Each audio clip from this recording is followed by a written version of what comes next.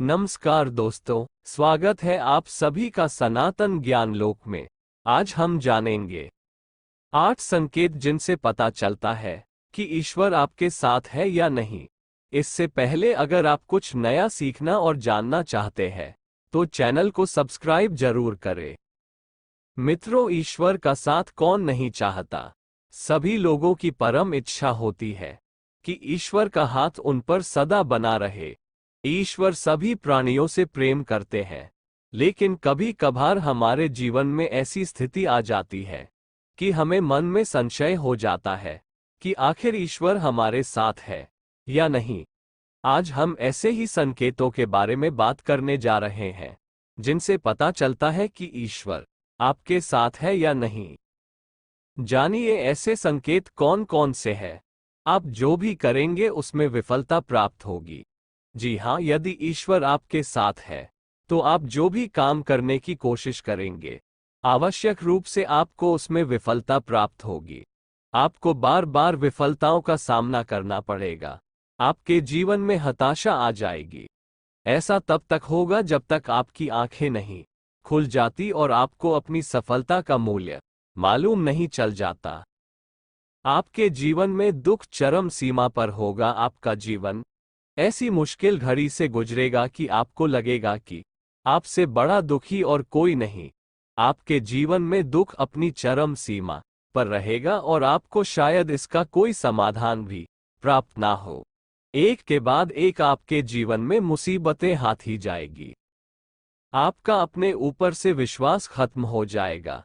तीसरा सबसे बड़ा संकेत यह है कि जीवन की मुश्किल घड़ियों से गुजरते हुए आपका स्वयं से विश्वास खत्म हो जाएगा। आपको ऐसा लगने लगेगा कि मेरा जीवन व्यर्थ है और शायद मैं कुछ नहीं कर सकता। आपके जीवन में सफलता के दरवाजे हर तरफ से बंद होने लगेंगे। सभी उम्मीदें खत्म। जब आपके जीवन के सभी दुखों से आपकी उम्मीद खत्म हो जाएगी और आपकी सहायता करने वाला कोई नहीं होगा, तब शुरू होगा आपको ईश्वरीय शक्ति का एहसास। यह वह क्षण होगा जब आपकी अपने अंदर ही एक खोज शुरू हो जाएगी और आप स्वयं में ही शक्तिमान महसूस करने लगेंगे। ये जीवन का महत्वपूर्ण क्षण होगा जब आपको स्वयं का ज्ञान होना प्रारंभ हो जाएगा। इस समय में आप स्वयं पर विश्लेषण कर सकते हैं। आप देख पाएंगे कि मेरे जीवन की विफलता के कारण क्या थे। आप ये भी सोच पाएंगे कि सफलता प्राप्त करने के लिए मुझे आगे क्या करना होगा। जीवन चरित्र में बदलाव शुरू।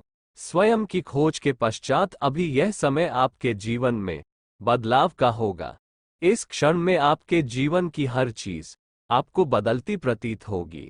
धीमे धीमे आपके चरित्र में बदलाव शुरू हो जाएगा। इस समय आप हर परिस्थिति से लड़ने के लिए मजबूती से तैयार हो जाएंगे। जीवन में हार जीत का अनुभव समाप्त। जीवन चरित्र में बदलाव के पश्चात अब ये समय होगा जब आपको जीवन में किसी प्रकार की हार जीत का अनुभव नहीं होगा। आपको अपने जीवन में किसी भी वस्तु को कोई घमंड नहीं होगा और ना ही किसी वस्तु के खो देने का गम। वास्तव में यह वो समय होगा जब आपको ये संपूर्ण संसार नाटक की भांति प्रतीत होगा। आप ऐसा महसूस करेंगे कि आप इस दुनिया के केंद्र में हैं और मनोरंजन के लिए इस दुनिया में लोग अनायास प्रयास कर रहे हैं।